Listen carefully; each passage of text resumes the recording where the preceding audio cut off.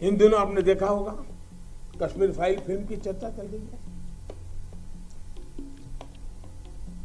और जो लोग हमेशा फ्रीडम ऑफ एक्सप्रेशन के झंडे लेकर के घूमते हैं, वो पूरी जमात बौखला गई है पिछले 5-6 दिन से। हमारे देश का दुर्भाग्य है जी कि इतिहास को सही पर्सपेक्टिव में समय पर समाज के सामने रखना, उसमें किताबों का महत्व होता है, कविताओं का महत्व होता है, साहित्यों का महत्व होता है, वैसा फिल्म जगत का भी महत्व होता है।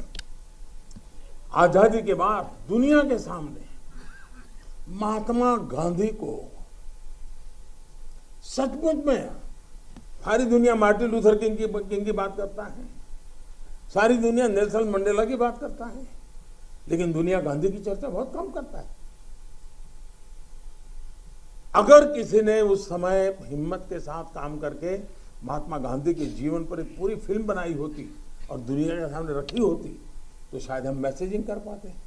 पहली बार एक विदेशी जब गांधी फिल्म बनाई और ऑस्कर के पुरस्कार मिला, तब जाके के दुनिया को पता चला गांधी इतने बड़े महान व्यक्ति थे।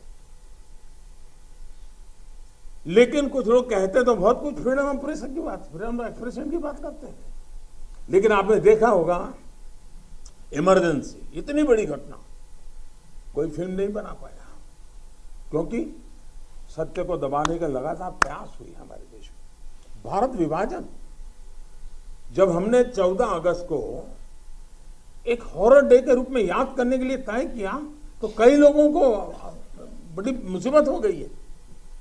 कैसे भूल सकता है देश? कभी कभी उसमें से भी तो सीखने को मिलता है।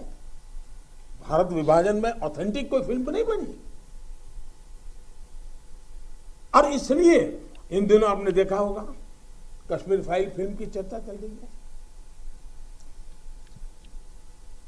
और जो लोग हमेशा फ्रीडम ऑफ एक्सप्रेशन के झंडे लेकर के घूमते हैं, वो पूरी जमात बौखला गई है पिछले 5-6 दिन से।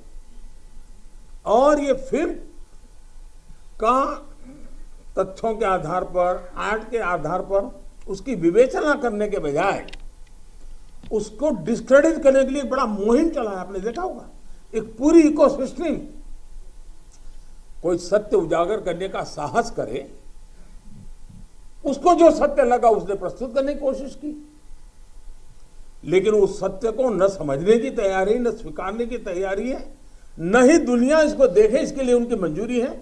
जिस प्रकार का षड्यंत्र पिछले 5-6 दिन से चल रहा है। मेरा विषय कोई फिल्म नहीं है,